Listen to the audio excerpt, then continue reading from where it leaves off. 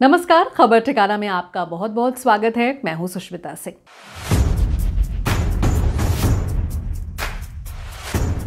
भारतीय इतिहास के सबसे खूंखार मुगलकालीन शासकों में शुमार औरंगजेब की बेटी ज़ैबुन्निसा की कहानी आज हम आपको बताने जा रहे हैं। औरंगजेब की जाति को उनकी सगी बेटी ने खुद भी भुगता था। दरअसल औरंगजेब की बेटी ज़ैबुन्निसा को पिता की मर्जी के खिलाफ मोहब्बत करना भारी पड़ गया और आखिरकार दिल्ली के सलीमगढ़ किले में 20 साल तक उन्हें कैद में रहने के बाद उन्होंने वहीं पर दम तोड़ दिया। क्या गलती की थी ज़ैबुन्निसा ने जिसकी सजा उन्हें 20 साल कैद में बितानी पड़ी, आज आपको बताएंगे। लेकिन उससे पहले आपको बता दें कि हमारे चैनल को सब्सक्राइब करना और लाइक करना ना भूलें। बताया जाता है कि ज़ैबुन्निसा ने मराठा छत्रपति शिवाजी की बहादुरी को लेकर कई किस्से सुन रखे थे। कुछ महीने बाद ज़ैबुन्निसा ने शिवाजी को आगरा में देखा तो वो बहादुरी की कायल होने के साथ उनसे मोहब्बत भी कर बैठी।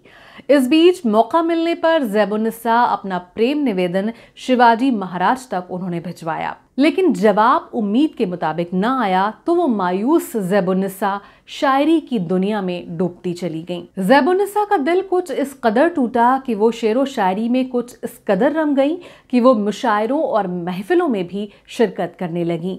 मुशायरों के दौरान ज़ैबुन्निसा को शायर अकील खां रजी से इश्क हो गया, लेकिन ये मोहब्बत ही जल्द ही चर्चा में आ गई। बताया जाता है कि दिल्ली में सलीमगढ़ का किला उन दोनों के इश्क का गवाह बन गया। अकील खां रजी से बेटी ज़ैबुन्निसा की मोहब्बत को औरंगजेब बर्दाश्त नहीं कर पाया और 1691 में दिल्ली के सलीमगढ़ किले में उन्हें कैद करवा दिया गया।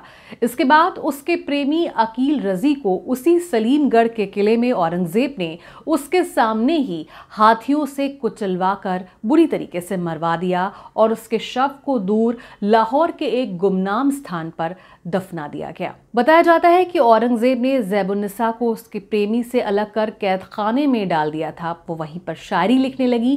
वो आजीवन अविवाहित रहीं। कैद के दौरान ज़ैबुन्निसा ने 5000 से भी ज्यादा गजलें, रुबाइया और कविता संकलन दीवाने मख्फी लिखी। बताया जाता है कि 2 दशक तक वो किले में कैद रहीं और शेरो शायरी से अपना दिल बहलाती रहीं।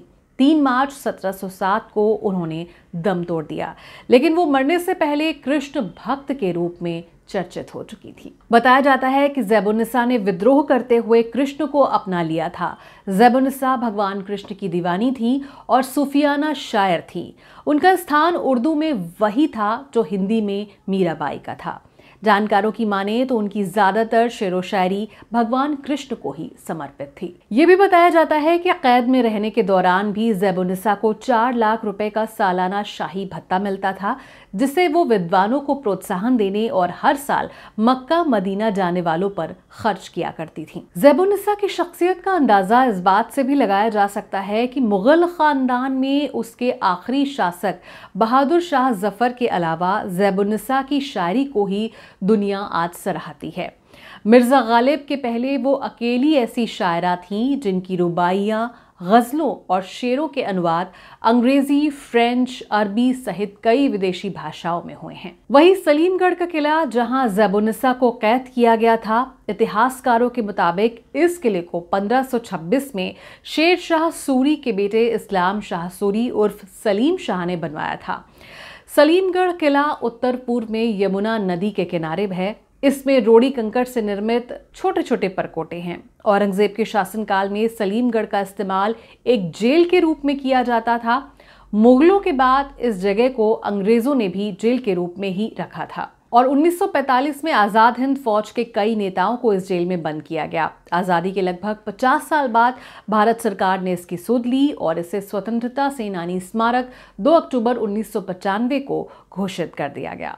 तो ये थी शहजादी ज़ैबुन्निसा की कहानी, जिसे मोहब्बत की कीमत कई सालों तक कैद में बिताने के बाद चुकानी पड़ी और किस तरीके से उनकी कैद ने उन्हें बना दिया एक कृष्ण की उपासक और उन्होंने कृष्ण को समर्पित करती हुई ढेरों सैकड़ों शेरो शायरियां की और एक महान कवि और शायरा बन गई। क्या है आपकी राय इस विषय पर? आप हमें अपने कमेंट्स के जरिए देना ना भूलें। हमारे चैनल को लाइक करिए, सब्सक्राइब करिए, देखते रहिए खबर ठिकाना।